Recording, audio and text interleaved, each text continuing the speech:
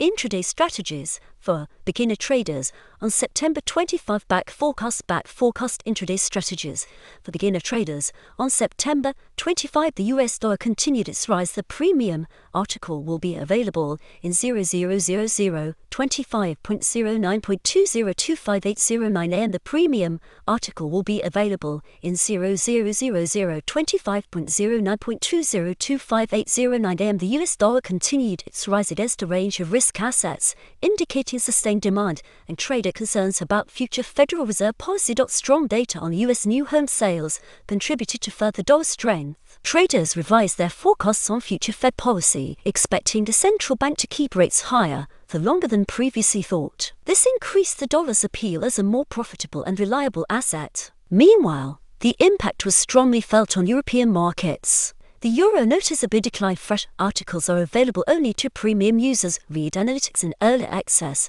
Getting information first. Get best MetaTrader indicators. Profitable expert advisors.